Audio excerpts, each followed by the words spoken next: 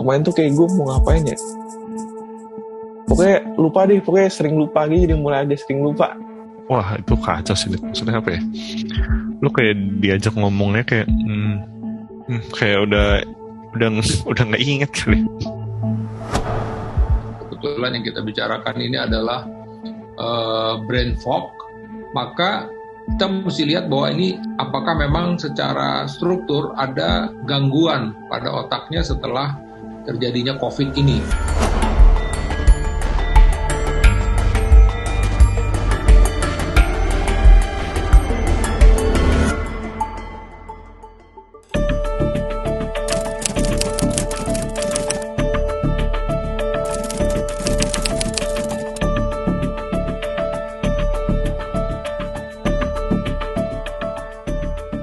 Itu gue ngerasain tuh mulai pas gue udah mulai sembuh deh, pokoknya udah mulai badan gue udah fit.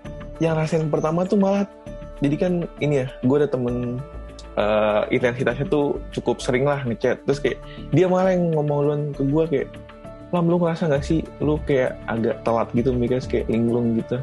Oh iya, kayak iya kali ya, maksudnya kayak dia tahu gue emang agak pelupa orangnya, tapi kayak ini kayak lebih parah gitu loh. Pokoknya sekarang gue tuh ngerasa gini, kayak aduh tadi mau ngomong apa ya, terus tiba-tiba kalau enggak gue ngetik apa yang ketik apa gitu loh, terus kayak pas udah kesen baru sadar kayak oh iya kok gue ngetik gini kayak. Terus sekarang sih lebih sering lupa naruh barang, kayak kacamata tuh gue makin lupa sekarang naruh di mana, HP gue naruh di mana lupa. Kemarin tuh kayak gue mau ngapain ya, pokoknya lupa deh, pokoknya sering lupa gitu, jadi mulai ada sering lupa kayak gitu kan, tuh kayak gitu kan nih kan. Ini kan makanya ini lupa kan, berasa lebih lupa daripada biasanya.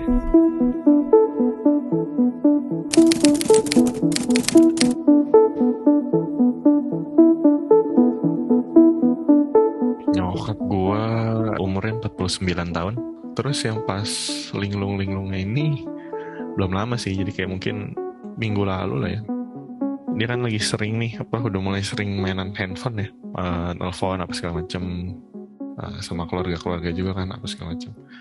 Terus gue inget dia itu telepon jam 10 ya, lagi ngejemur gitu, berjemur.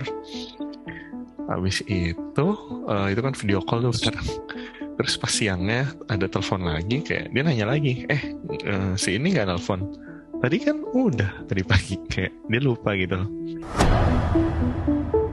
Menurut gue juga cara dia ngomong itu masih rada beda sama biasa. Gue nggak tahu gimana ya ngomongnya. Kayak nggak natural dia gitu loh. Pas udah kejadian gitu ya, gue mau bokap gue bantu ngomong ke dia. Kenapa emang? Kok lupa? Biasanya nggak pernah lupa, ditanya gitu kan. Mikirin apa emang? Kayak gitu. Kan sekarang udah bisa diajak ngomong nih, lebih enak. Udah nggak separah kemarin itu. Dia bilang apa ya, nggak tahu ya kata dia. Istilah brain fog belakangan ini sering mencuat dan dikaitkan dengan COVID-19. Beberapa penyintas merasa lebih mudah lupa dan menjadi linglung setelah sembuh dari COVID-19. Namun, apakah brain fog ini sepenuhnya disebabkan infeksi virus tersebut? Dan apakah benar bisa menyerang seluruh penderita COVID-19? Prinsipnya ketika seseorang ya mengalami masih ada keluhan setelah sekian lama terinfeksi oleh atau terpapar COVID ya, maka kita bilang ini adalah part dari suatu long COVID ya, itu bisa saja bermacam-macam. Nah ini kebetulan yang kita bicarakan ini adalah brain fog. Ada yang bisa menyebutkan mudah lupa, ada yang gangguan konsentrasi ya, kemudian juga gangguan dari kemampuannya, bingung, nyeri kepala gitu ya. Nah ini misalnya gejala-gejala yang kita bilang tadi, suatu brain fog atau otak berkabut begitu. Beberapa studi menyebutkan bahwa sakit kepala itu suatu yang gejala yang cukup dominan. Kemudian juga kita tahu bahwa pada orang-orang yang mengalami inflamasi atau peradangan pasca infeksi COVID itu, maka dia bisa terjadi yang kita bilang adanya peningkatan dari kekentalan darah atau hiperkoagulasi. Nah, ini bisa menyebabkan stroke misalnya. Itu tadi kan bisa memang directly mungkin terjadi peradangan pada saat pasien tersebut mengalami komplikasi dari COVID-nya, karena salah satu kan faktor ketika terjadi infeksi itu pada minggu kedua bisa terjadi suatu peradangan pada paru, peradangan pada liver, kemudian juga pada gangguan pencernaan, bisa juga pada otak. Makanya kita bilang penyakit ini sebagai great imitator. Artinya bisa aja itu memang terjadi gangguan. Jadi nggak melulu kita bisa bilang, oh ini karena faktor psikis, nggak bisa. Karena bisa saja itu memang secara struktur ada gangguan pada otak orang yang mengalami COVID ini. Gitu. Nah, ini bisa juga karena faktor psikis. Untuk sebagian orang, infeksi COVID itu memang membuat seseorang itu mengalami stres saat itu ya. Dan ini bisa saja membawa dampak yang kita bilang psikosomatik.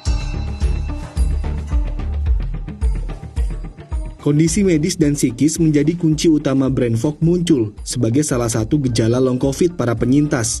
Observasi diri setelah sembuh dari COVID-19 merupakan kunci utama dan pertama untuk mengenali gejala long COVID tersebut. Tentu saja disertai dengan konsultasi bersama tenaga medis yang terpercaya. Gejala tersebut perlahan bisa hilang. Latihan yang tepat bisa mempercepat pemulihan. Kalau kita bicara soal pemulihan kan tadi bagaimana ngobatinnya ya kan. Nah, salah satunya dengan latihan. Kalau memang dia lebih cepat latihan tentu kondisi ini lebih cepat teratasi. Gitu. Jadi terus terang saja betul tadi bahwa fisioterapi itu bisa memulihkan keadaan. Begitupun juga bicara soal tadi gangguan memori ya, dia harus melatih daya ingatnya lagi gitu ya. Jadi latihan-latihan olahraga begitu. Jadi fisioterapi ya latihan itu akan mempercepat pemulihan dari long COVID yang terjadi. Jangan sampai perubahan yang terjadi pasca COVID ini menjadikan stres tersendiri buat dia gitu yang akan memperburuk keadaan.